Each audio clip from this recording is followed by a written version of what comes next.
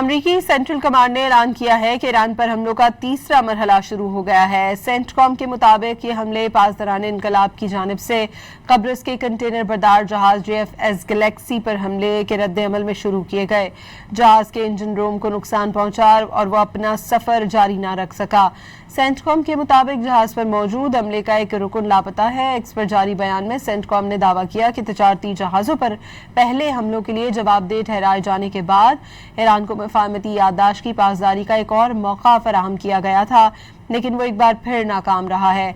CENTCOM ने कहा है कि अमेरिका ईरान इस सलाहियत को कम करने के लिए अपने हमले जारी रखे हुए है, जिसके जरिए वो अब नहर हरमुज़ से गुजरने वाले शहरी मलाहों और तिजारती जहाज़ों को निशाना बनाना है। ये हमले अमरीकी सदर की हिदायत पर किए जा रहे हैं।